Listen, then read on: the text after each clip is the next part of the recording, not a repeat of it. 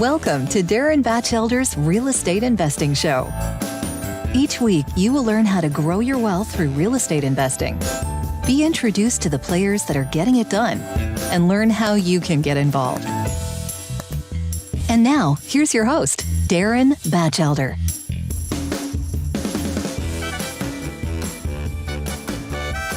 Hello, everyone. Today we have a very special guest. We've got DJ Van Keuren. DJ, appreciate you coming on the show. Thanks for having me, dear.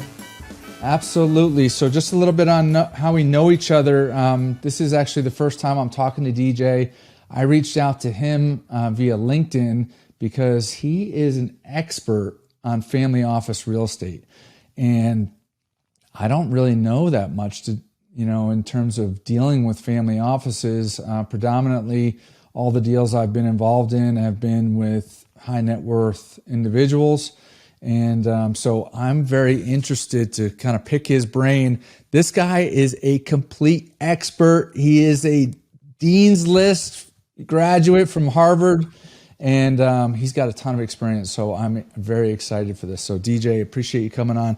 Hey, first thing I typically ask is how many properties and how many units you're invested in. I know that you basically work on behalf of family offices, so maybe share, the level of transactions you've been involved with. Sure. So, over the last 7 years, I've worked for a number of prominent families. A billionaire here in Denver.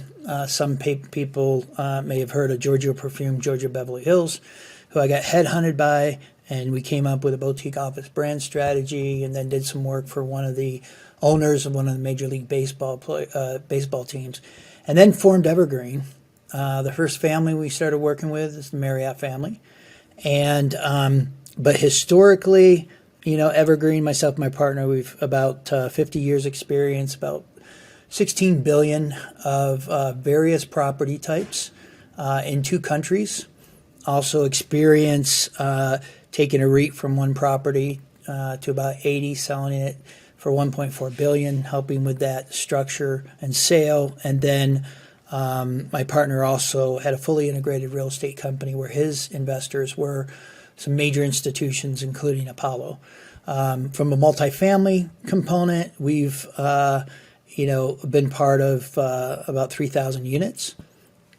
And then, as I said, other various property types as well. That's fantastic. I'd love to be a fly on the wall on some of those transactions that you've been involved in. So, part of that goes to mindset, in terms of being able to be involved with these types of players. But before we get into that, maybe share a little bit. I want to try to get under the covers in terms of, how do family offices think? What are they looking for in a partner? What are they looking for in an investment? And how do you, bridge that divide? Sure. Well, there's a saying within the industry, and which is an old cliche, but they say when you've met one family office, you've met one family office. But the one thing that stays standard in every family that I've worked for, they've said you have 3 responsibilities. One is don't lose money, don't lose money, don't lose money. And, the average portfolio of a family, when you look at the overall portfolio, is about 7%. On the real estate side, it's about 12%. So that's if you just carve that off. But the biggest problems that families have is that 70% of families lose their wealth by the second generation.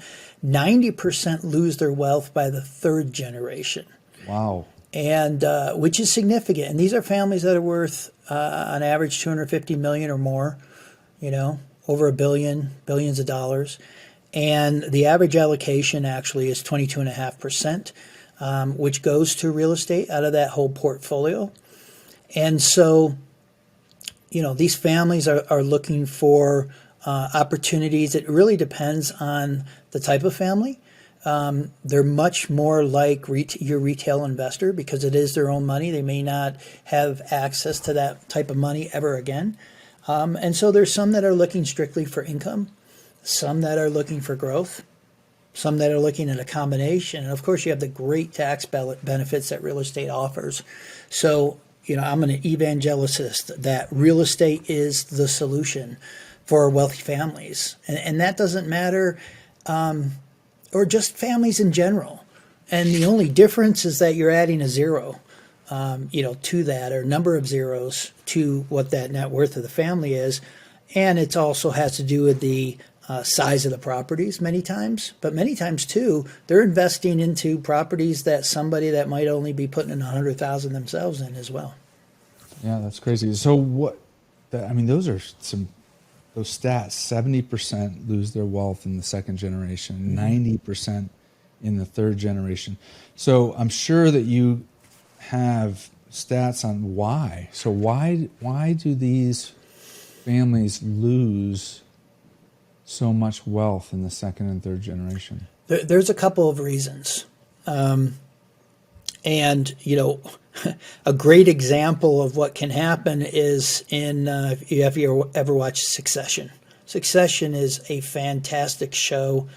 In fact, you can see that one of the sons actually said, "Well, I'm going to buy this condo from my dad," and the wife and his stepmother was like, "Okay, $70 million." He's like, "Done." Well, that's no appraisal. That's no nothing, right? So that's right. One is a lack of education and really understanding. So education is a component. The second issue is, and these aren't necessarily in order, but the second thing is that they didn't create the wealth where the patriarch or the matriarch did, so they don't necessarily understand how to keep the wealth or create greater wealth. It goes along the lines of people that win the lottery. I mean, they all lose the money because they didn't know how they made it, right? Right. And so I get that piece, but I guess I would think that there's, the generation that built the wealth now has somebody like yourself that's helping them. Not necessarily. Build, I'll tell you. And then the second generation, they use the same people? Or no? Okay, so let's back up a little bit here too, right? Because outside, 50%, let's say, of the younger family members, they don't want to be involved. They're just like, send me a check. Send me my check. Right? Sometimes there's like, hey, give me my portion, and then I'm going to do what I want to with it. It also, maybe that patriarch or matriarch never indoctrinated or gave up controls and helped the younger family know how to manage money and invest it. And what's really interesting to me over all the years and all the families that I know or worked for is that they create their wealth, let's say, in a business, and they have quarterly meetings, they have goals, they have objectives, they have annual reviews, right? They know how they're going to allocate, they're going to hire the best people, etc. Well, when they get this wealth and they have a windfall, 200 million, $1 billion, whatever that number is, on a sale of the business. Yeah, let's remember they spent the last 40 years to create that wealth in chemicals, or maybe making tires, making automotive parts, maybe technology. And they don't understand real estate, hedge funds, private equity, venture capital, right? And there are people that, as you know, that just in real estate, right? They spend their whole career in real estate, but not just real estate. It might be multifamily. And it may not be just multifamily, but it might be mid-market or certain parts of the country, right? So how can you expect somebody to understand all the intricacies of all these aspects, right? So that's the first thing. So when you're making decisions, unfortunately, I've met a lot of families that will look at, for example, the deal before they look at the operator and the sponsor. Well, it doesn't matter how good a deal is if the operator or sponsor can't implement, right? So that's another reason. Second, another thing too is that 95% of the time people fall into the family office space. That's what happened to me. I never planned. I never went looking for it. And it just happened. And one of the reasons is because they have all this wealth. Families are all about trust. So now I have all this tremendous wealth. Who do I know that I trust? Well, I know my banker. I know my advisor. I know my attorney, my accountant, maybe my next door neighbor who used to run a business. Well, these people too regardless of how intelligent they are, their pedigree, their experience, they're in the same boat. They don't understand real estate and hedge funds and venture capital and private equity, and then there's subcategories of those as well. So because of that, it doesn't necessarily, you know, they don't also know where to go. And then you add on the fact that the majority of these families that created their wealth in business, they don't abide by the same principles that got them there. So they don't have an investment policy statement. They don't have an investment committee. They haven't put governance in place and family councils, right, for making decisions or how to base that transition. They don't like to hire necessarily the best people. And so they will, you're going to make more money in the private sector than you are working for a family. Right. And then secondly, too, if it's a family member that comes in, they even make less than that industry person. Right. So if it's real estate, that institutional person is going to be here financially. Then you have the family office person, and then you have a family member, and they don't want to pay because they're like, I'm not going to pay you because you're a family member. You should be helping the family out anyway, even though they're spending the full amount of time. So you have all these issues. Combine that with your typical family issues. If you have a brother, a sister, an uncle, an aunt, a father, a mother, everything's not perfect. You guys, right. There'll be a feud at some point in time, or a disagreement or misunderstanding. Now add hundreds of millions of dollars to that. Wow. Right? And these are the things that people, don't necessarily think. They're just like, write me a check. You have all this money, just write me a check and be on with it. Well, there's other issues they're dealing with that we can't even relate to. Right. And, so do they find good advisors? Yeah, many do find good advisors, but you'd be very surprised, I think, in a lot of ways. I mean, you brought up a lot of things that I wasn't even thinking of. I mean, just the source of the money. Like, there's so many different businesses that have been built, and then all of a sudden they get to, the age where they want to sell the business. They sell the business. They have this big windfall. They form a family office, but like you said, they don't have experience in allocating to different asset classes and the expertise in all the different areas. But in my mind, I just think family office, has a big check writing capabilities and lots of wealth, and you just assume that they have the education, but that's not the case. And that's exactly what happened to me. So as I said, I fell into the family office space, and I met with a very seasoned person at a conference I went to because I needed to understand. And I said to her, so what have you been working on? She goes, well, we had 60 families in Israel. And I said, what'd you talk about? And she looked at me and she goes, hedge funds 101. And I'm thinking to myself, okay, maybe she doesn't know what she's talking about because these people, just like you said, are very smart, talented, successful people. And you're telling them hedge funds 101? Well, yes, that's the reality, And the other thing, too, is that a lot of people think families are like institutions. They're like the Blackstones of the world, the Goldman Sachs. They have all this money, right? And they're going to write a big check. The reality is that they are more like your typical private investor, retail client that has maybe $500,000, $1 million net worth. And the difference between the two is that on the institutional side, they're hired hands. They're investing money from pensions and everything else. There is zero emotions because it's not their own money. Right. On the personal side, right, whether you're that retail client that's worth $500,000 or you're a family that's worth $500 million, it's your personal money. You've worked hard to get there. You're not going to have another exit like that.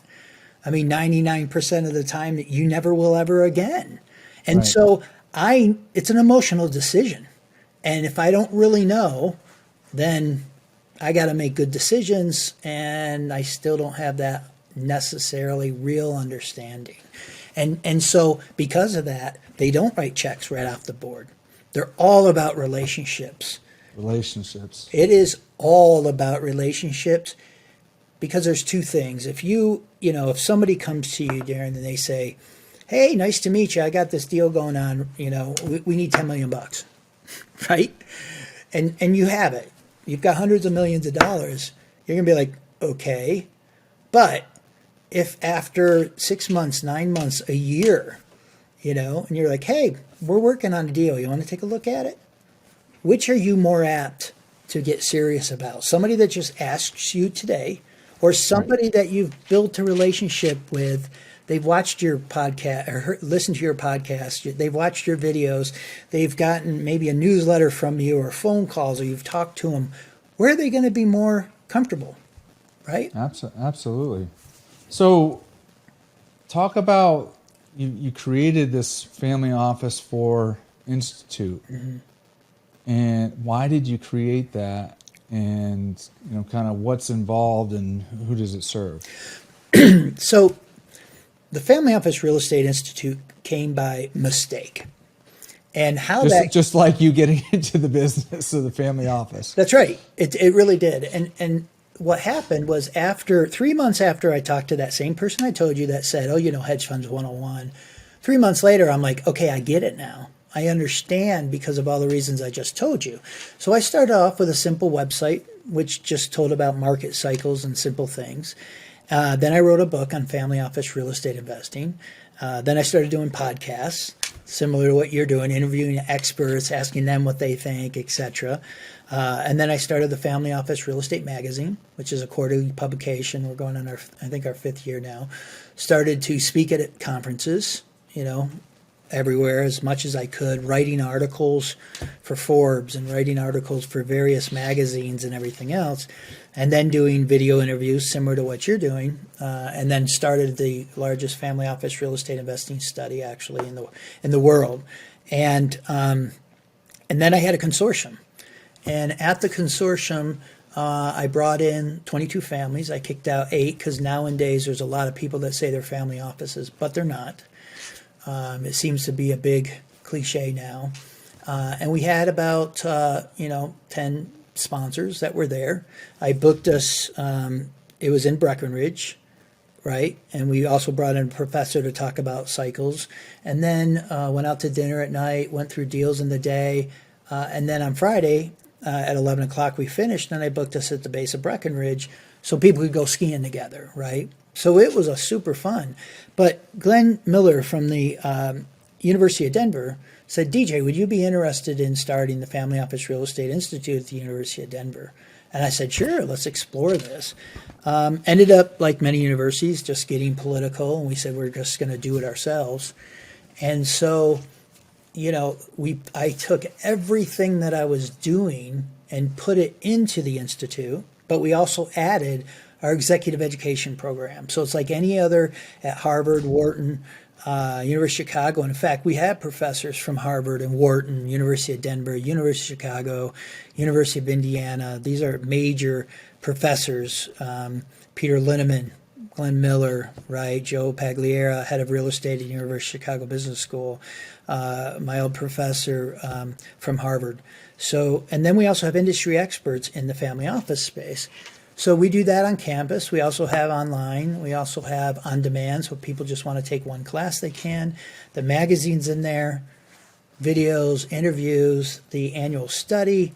Glenn Miller brought in his well-known quarterly market monitor, which tells us where we are in the cycle based on property types and location. And then we also have white papers, and we're starting to produce case studies. Eventually, we'll have a family office real estate index to monitor how families are investing. And then we're doing a consortium, like I mentioned, and then we'll have a major conference every year at the University of Denver. And that is with, initially, it'll be 60 families. And we've got, billionaires coming in and other family members. And it was created toward family offices, multifamily offices, family members, and family office executive, but also industry professionals. And what's happened, and I mentioned this before about being a angelicist for this, speaking highly about this, should we say, is that I believe, and there's even proof to it, that real estate can be that solution to help maintain a legacy and create and maintain generational wealth. Well, I mean, as you were saying, all those different factors, that's what I was thinking was, look, DJ saw there was a problem. Family offices had a lot of wealth, but they didn't have the education. They didn't really know how to manage it. And so you provided a solution by helping educate not only the ones that created the wealth, but also the family members that are involved. You started looking at, okay, not only what investments should be involved and how to look at those investments, but also just the intricacies of what happens with families that are wealthy. Some are interested in the business and some are not. Some are just, and how do you manage through all that? And you provided a solution and education for that community of people. Well, it's also, one of the things we do at the executive education is we have some of the best people that's come in and spoke. They also spoke, we have a couple classes that might talk about governance, about family councils, investment committees, investment policy statements, right? And that's a small example, right? And that's for a couple of things, because it could be a family that created their wealth in real estate and they want to understand, well, how do I make sure that, I can transfer the business to my next, family underling, or maybe they don't want to. Maybe they're like, I'm out. We've got to get rid of the properties, etc. Make sure that we have a plan in place. And that's not only important for the families, it's also important for, and you brought this up too. You said, well, I didn't realize something I said, I didn't really realize that. Well, if you're going to work with a family, you need to understand that too. You need to understand what are some of the issues they're dealing with. And I've got many examples where, that wasn't understood and it actually caused the problem for the families because they did trust that person or whatever. And, these are things that need to be brought forward. And, even families that go out and say, I'm going to bring in other outside money. Well, are they registered? Are they not? What could that do to the rest of their wealth? I mean, so there's a lot of variables that you have to think about, especially with the greater wealth that you have. And, so that's what we're looking to solve and provide solutions. And once again, like you said, education. And then we also have the community side, because families love talking to other families because they have issues that we can't understand. Right. And, I've tried to have people write articles for me. And people either know the family office space or they understand the real estate space, but I have yet to find somebody that really understands both.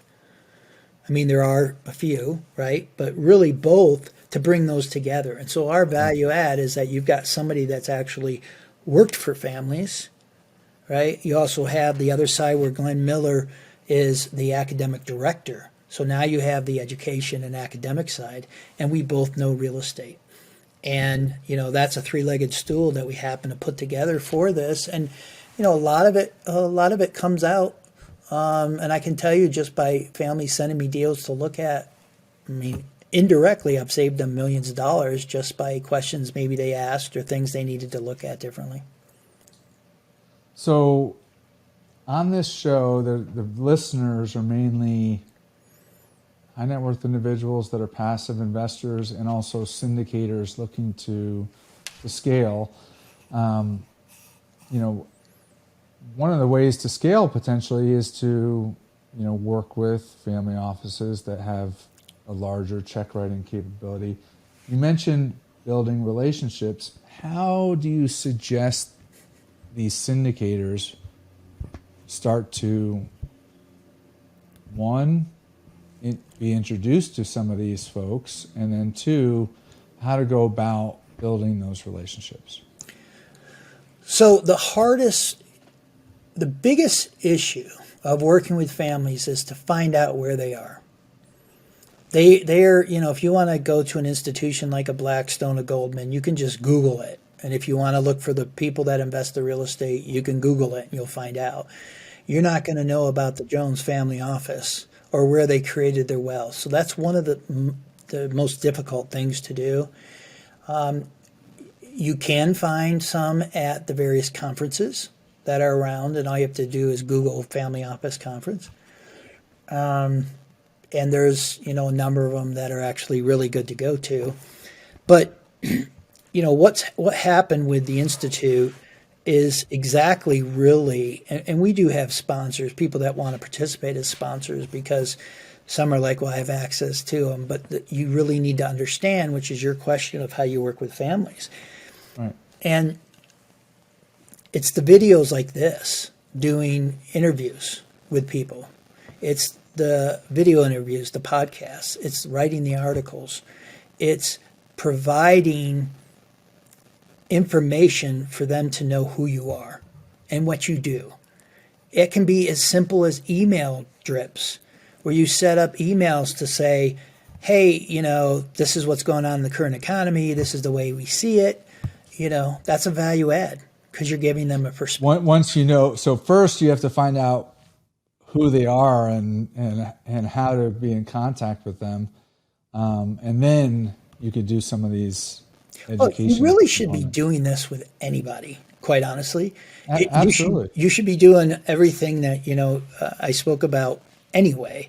But I think that a lot of syndicators, they do that with, what they, we would classify high net worth individuals.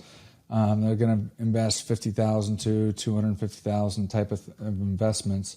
And, they're staying in contact, doing newsletters, having educational components and meetup groups and all those things. But I think that there's, whether it's rightfully so or not, I think that there's another, and I led up with it in the beginning about mindset. I think there's a little bit of an intimidation factor, with dealing with a family office that, they've got so much more money, do they really want to work with me? Well, so I'll tell you. Which is a limiting belief, right? Well, so I know probably 500 families or more now. And I have tracked, I think over the last 8 years, I've met 2 jerks. Some of the best people are these people that are worth an extreme amount of money. And that's because they've got nothing to prove, right? They're just like, typically, like what I'm wearing today, I have jeans on. I've just got some slip-on shoes. I have a dress shirt and a jacket. This is standard, right? It's not a tie. It's not a full suit. And they are the best people. I mean, I can't tell you how awesome they are. I think you have to realize it's just like people that are stars and people that are out there all the time. They're just normal people. Right, I mean, if you go online and you look to say, where does this person live? Or, Adam Sandler, who's worth all this money, and you see he just has a normal house, a normal kitchen doing normal things. You look at it differently. So I think, don't let anything. Yeah, and there are people that are very, like a Bill Gates is a little bit more, I think, a whole different level. But sure.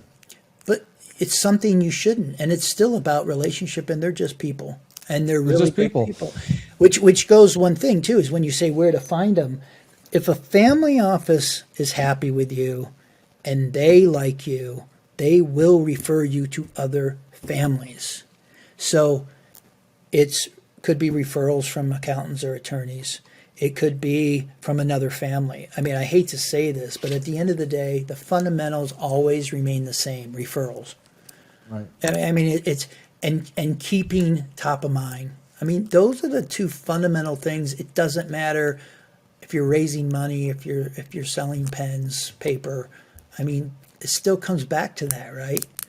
I agree. Look, I've interviewed a lot of, not in the family office space, but a lot of real estate investors that, quite frankly, they've built up enough wealth that they could be sitting on a beach. Yeah. Right. But they love what they do. Yep. And a lot of those people are so giving in terms of like wanting to help the next guy. That's right. And so what I'm hearing you say is it's really no different on the family office side. The people that have built the wealth there's a lot of great people that want to help the next guy, come Well, up the and ladder. they don't necessarily, they also want people they can trust that they feel comfortable to invest with.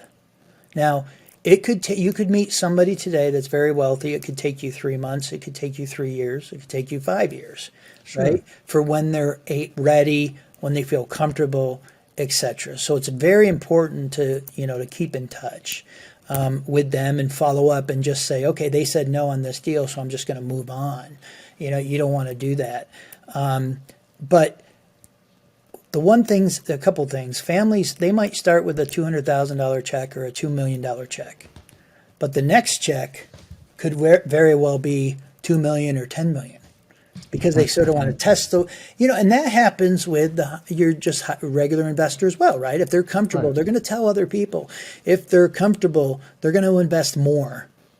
And so remember, these are not institutions. That's the biggest thing, I think, the biggest misnomer.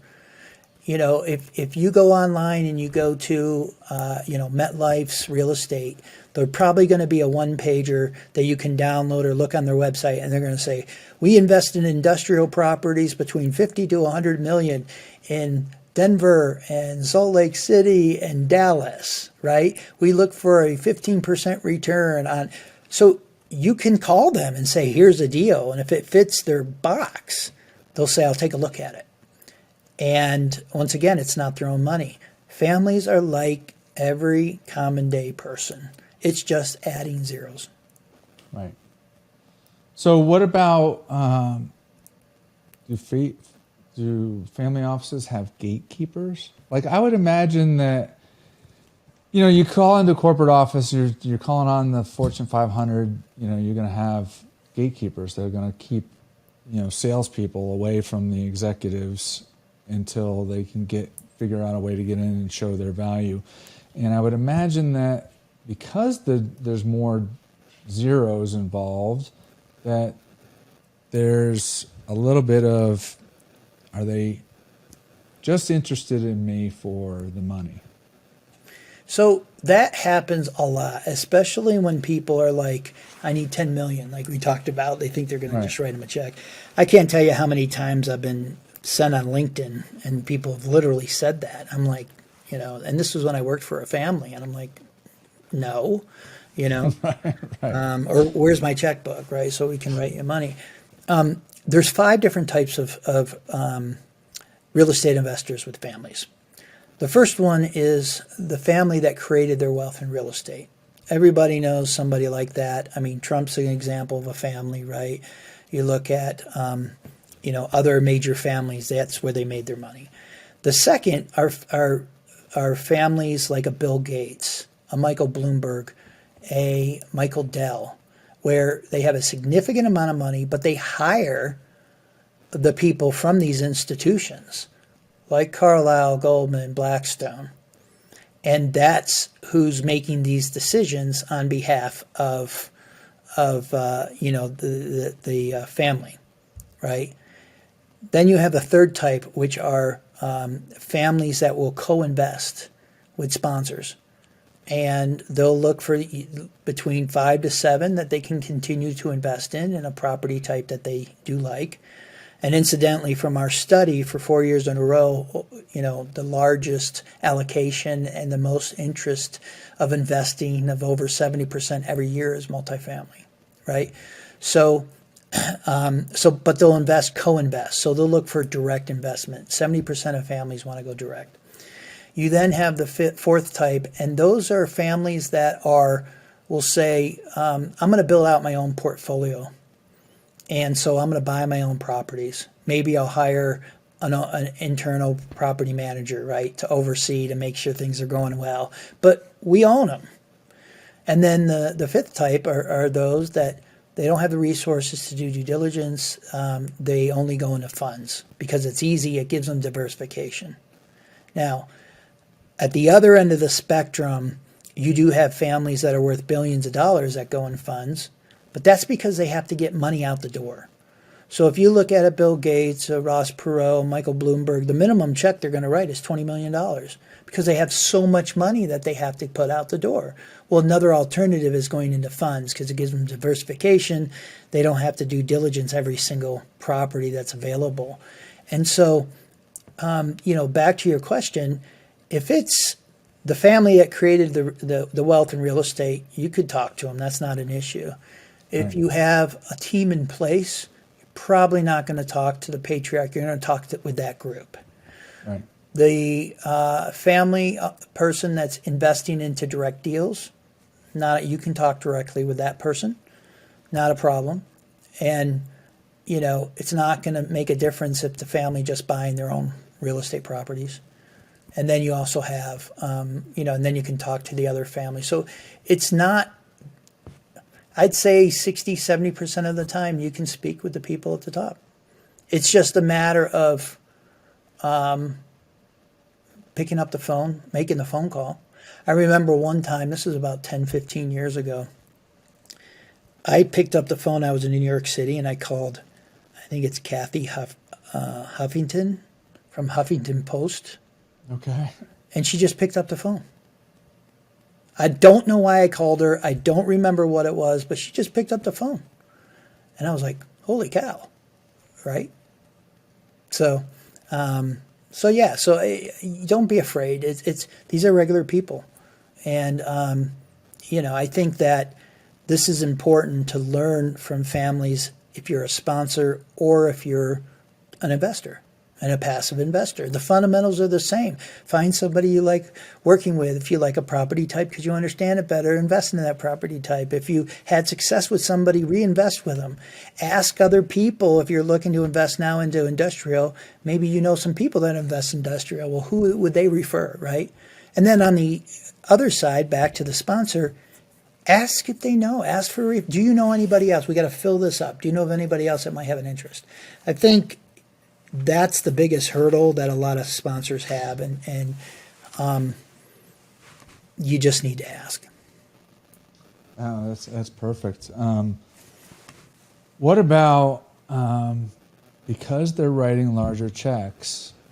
Are the family offices typically looking to get preferential treatment into a deal, say pref equity type of a relationship, versus coming in at the, pari passu with other, limited partners? It depends on the family. It depends on how big the check is. Now, we have a family office real estate consortium that we invest on behalf of families, but we invest into operators, right? So we don't deal with the day-to-day. We invest into the sponsors. Anytime that somebody invests with us, my partner's like, look, if they want to negotiate because of the size check, we should. My belief is, no, you're going to pay the same thing everybody else says, right? You can make a case to say, well, if they're writing a $10 million check and everybody's writing a $500,000, $1 million, $2 million check, that they have, that type of leverage. But I think it depends on if you're comfortable and if you want that money or you want that relationship. You have to feel that out because they may want some decision-making capabilities. They may want some controls. Right. That's where a large family can be like an institution, that if they have the level of sophistication and they have the ability to step in and replace you as an operator with somebody else, then they may try to negotiate certain terms and controls, which is what an institution will do when they're bringing in 90% of the money. Right. That makes sense. So you had mentioned that you also were, looked at cycles in the real estate cycle. So, we just had huge increase in interest rates. Can you talk about, where you think real estate is in the cycle? And then in real estate, there's a lot of different asset classes. This show is mainly focused on multifamily, but there's a lot of other asset classes. There's office and retail and self-storage and RV parks and mobile home parks and whatnot. So what do you like in today's environment? So talk about the cycles, and then what do you like in today's environment? So for the last 3-4 years, I've gone on record at conferences, on interviews like this, where I'm like, we're not going to see a recession until, on the real estate side, till it was 27, 28. I say 28, 29 now, because we were in a black hole with COVID, so it pushed us back a year, right? And I say this for a couple reasons. When you look at the 4 phases, right? And this comes directly from Glenn Miller, who with the Miller Market Monitor. And you have, phase 1's your recovery phase, phase 2's your expansion, and you then have hypersupply and recession. Well, if you look at, rents that are rapidly, going toward new construction levels, high rent growth, which is happening in some cities, etc., but you don't have necessarily rent growth that's declining necessarily. Now, when you look at multifamily, there's still a huge demand for another 5 years, and Wow. that's because you have the cost of housing here in Denver. There's a shortage of housings. People are already saying it's too expensive to move here, but where are people moving? From California, this is not expensive for them to come here, or New York, because you have cost of living, quality of life, you have jobs, right? And when you have that, people are going to move to those areas. With the housing on the apartment side, if you just look at if there's no housing to buy and it's too expensive to buy, you have these the younger generation, which is they're just huge amount of debt because of college. Well, they can't afford to buy, right? So you have this demand. Now, one of the places that I've been saying for a long time where you can shoot the gap is the senior housing. My parents went to sell their house after 40 years. They have so much stuff. Do you think they're going to want to move again? They're not going to. And if they go into an apartment, then they're not moving. They're getting Social Security and a pension or whatever, so it's sticky money. And, that age demographic continues to grow. So we're not below inflation. We don't have negative rent growth, right? When you look at the history of what we've done, because you can go back 250 years in the U.S., the U.K., and Australia, and real estate runs in 18-year cycles. And the issue you have is we do the same thing over and over again, where the banks, well, first off, we have too much building. And then we come out of it, banks are not necessarily wanting to lend because they're worried. People necessarily aren't building because they're like, we've got too much inventory. What are we going to do? That starts burning off. And then all of a sudden, banks start loosening lending. You get more development that's happening. People are feeling better, so they're investing more. All of a sudden now, from a 65% loan to value going up to a 75% loan to value. And then developers make money by developing, and they continue to develop, and banks are lending, and people are investing. We have too much supply. And then the whole thing, we go into a recession. We've got too much supply, and we're hanging out, and banks are like, oh my gosh, I'm worried. They stop lending. They pull back, right? And then the whole thing starts all over again, and it happens over and over and over again. And so we still have, there's a huge demand. You look at property types too. I mean, industrial cold storage. There's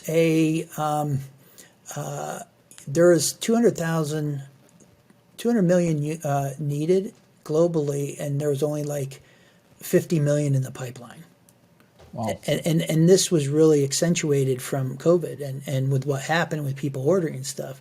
You look at workforce housing, true workforce housing, where people are working $15 to $25 an hour jobs, and they're going through and they need a place to stay. There's an 8 million deficit of units that are needed. If you look at Houston alone, there's a 200,000 deficit, which is $48 billion opportunity. If you build 2,000 units, which is one of the things we're doing. In 5 years, we're only going to, with no growth, we're only going to take care of 1% of that demand. Wow. These are these are continuing on. People still need places to live. They still have issues, and so it's just a matter of what's going to happen. You mentioned rising interest rates. Well, and loans came down, loan to values came down. So that's going to slow things up. And it is going to cause a lot of stress and issues in the multifamily market, for sure. However, there's still that demand that's there. It's really interesting. So if I heard you correct, and the two things that you look for before going into a real estate recession would be negative rent growth and too much supply. Yeah. And what you're saying is we don't have that. Rent growth has slowed, but it's not going negative. And we definitely don't have too much supply. We do have a lot of units that are in the development stage that need to be absorbed over the next year or two. But there's a huge deficit, so there's the demand for those units coming available. Yeah, I mean, and you also, a big question that you have to ask too is it cheaper to build or is it cheaper to buy? Right? Because if it's cheaper to buy, there's no reason to build. If it's cheaper to build, then there's no reason to buy, to buy existing. So, and where do you that's say another we're factor at right as now? well. I'm sorry. Where do you say we're at right now? Cheaper to build or cheaper to buy? Well, it depends on market, right? Because you do have that locality perspective. But that's the biggest thing. In some markets, you can, build less. Currently, you can still build less. So let me ask another question. So that's real estate recession. There's so much talk about we're going to have a major recession coming. It was talked about that it was going to come in the beginning of this year. Now it's talked about that it's going to be coming in the end of this year. So can you have a economic recession without having a real estate recession? The recession is I'll tell you, we do. I'm not one of those people who are going to say, fake news, all that other stuff. But you do have conflicting messages. If you look at it, we have the best job growth. The lowest unemployment rates is one thing that you're hearing. But then, then you have these interest rates, which because they were trying to slow everything up. And but a recession, the definition of a recession is 2 months of low GDP, right? That 2 months is nothing. I mean, it really isn't, right? I mean, it is. So I think that, back to your question, I mean, stocks run on a different cycle as well. I mean, it usually all comes together, and I think that there's families been fearing recessions for 3 years now. Yeah. There's been conversations about recessions for so long, but it all comes back to the fundamentals. Supply and demand. Is there demand? Everybody knows of a piece of real estate in their market that they could go to and say, oh my gosh, we really need a hotel here. Or that's a great location for a property. Or there needs to be an apartment building, here because there's nowhere to go. Right?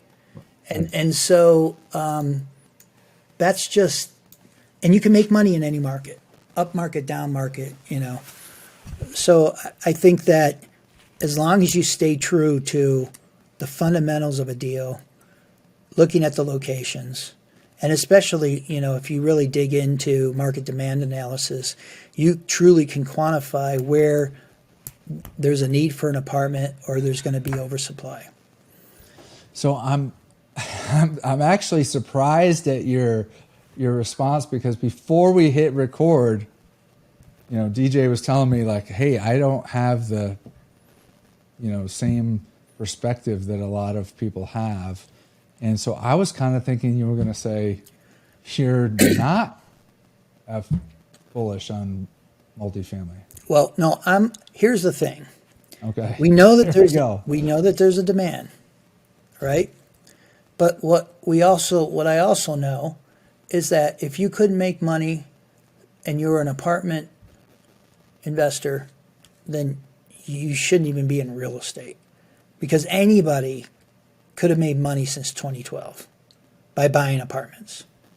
And in fact, everybody goes to the money, right?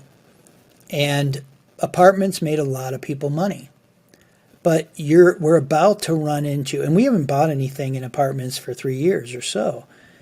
And if somebody comes to me with a development deal, or they come to me with an existing property, I'm like, well, wait a second, why? Because I believe in, one of my professors said one time, they're like, you buy at a high cap, you sell at a low cap. So if somebody brings me a 5 cap deal or a 4.5 cap apartment deal, when I can invest into this modular for rent for an 11 cap or an industrial cold storage for an 8 cap, why would I want to buy at a 4.5 cap? You then also have the issue where a lot of people would say, oh, we're buying at a 5 cap and we're going to sell it at a 4.5 cap. Now, we always, when we underwrite and we stress test a deal, we always add 20 bips like an institution for every year of hold. So if they say they're going to sell at a 4.5 cap, we're going to say, well, you're buying at a 5, let's take 20 basis points over 5 years. What happens if you sell at a 6, right? So you have all these people that are doing interest only at 4.5%. Cap rates, what's happened to cap rates? Have they gone up or down?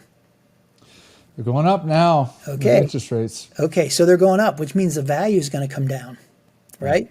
So you have interest only and you're about to lock into a new loan. Let's say you can get a loan for 5.25% through Fannie or Freddie, and you bought it at a 5 cap. Are you negative or are you positive? Yeah, I mean you've got negative spread against your loan. So You have negative. So if they have a negative, what's going to happen? Are they going to be able to continue to make those payments? They're going to have problems. It all depends on the business plan, right? And how much value add. Yeah, but here's the thing. We're expecting a growth rate of 10%. We're expecting an occupancy rate of 95%, right? Everything is, and so you have all these people, and you said how they plan. Well, a lot of people that have gotten into this space over the last 10 years, they've never been through a recession. They've never been through a downturn. Everything's been pie in the sky. They've been great. So they don't necessarily know how to protect their downside. And so because of that, they were interest only. They're expecting to come out of 4.5% interest rate for permanent debt. It's now at 6.25%. Oh, your numbers are blown, right? And so because of that, that's going to create opportunity. So I'm bullish on multifamily because of the demand, but I'm equally bullish on the opportunities that'll be coming up. And, through the Institute, somebody was sitting on the board, and also I was talking to Glenn the other day because we know the head of real estate at the Fed. And what he was saying is that, banks could shut off the spigot because they still remember the recession, right? Well, if that happens, not only are you paying more for interest, but you're going to have a lower loan to value, which was never anticipated in any of these projections by these apartment people, saying, oh, we'll be at 75%. Well, it's 65. Guess what? You need to come up with more cash for that if you're going to do that. And you have a higher interest rate, which you need to make your payments now. And rent growth maybe isn't happening at the same rate. Right. So this is going to cause, all it can do is cause problems. And in fact, I've heard from that, there are people like similar to what I just said, head of the Fed for real estate, that thinks that we're going to see, a worse situation than the recession when it comes to debt. Now, do I think that's the case? Probably not. But when you look at the forward yield curve, I mean, we've been modeling out a deal we're working on at 9.25% interest rate. And does the deal still work or not? So these are, and that just comes from the experience because we've been through recessions, we've been through COVID, we've been through, all of that stuff. So that's where we come from. But these are the things that people don't realize, that if they can't make their payments, what are you going to do? So there's two factors. One is can't make your payment, just pure cash flow. And the second piece is the duration on the loan. So, or just the assumptions. The other piece is the assumptions that were made, because they're like, we're interest only for 3 years, and then we're going to refinance at 4%. We got interest only at 3.25. Right. We're going to refinance at 4.5. Well, somebody has to refinance right now to get a permanent because they built the property. They're not coming out at a 4.5% interest rate. They're getting 5.5%, 5.25, 6, whatever the number is. Their numbers are all whacked out, and they thought of 75%. That was the third piece. Is interest only, and now all of a sudden in year 4 they're having to pay P&I, and impacts negative cash flow. Well, so they're not only, and if they purchased at a 4.5, 5 cap, not only are they getting less loan, now they have a permanent loan, which is a bigger payment, and they have negative leverage. Right. And that is going to cause problems. But if somebody has long-term fixed and they have a long duration, 7 years or 10 years, they most likely can ride it out as long as the cash flow is there to look. If you have payments. Positive cash flow, it doesn't matter if the value goes down to 0. Right. It doesn't. As long as you can wait it out, you're fine. It's not going anywhere. Yep. Positive cash flow is the key. Positive cash flow is the key. And we do what's called stress testing. So we'll say, well, let's assume that you didn't sell it at a 5 cap and you sold it at a 6 cap. What happens if when they refinance, they have to pay 6.5 instead of 4.5 with what they projected? What happens if they only can get a 65% loan to value rather than they estimated a 75%, right? So you just start putting these different variables in there to see what happens.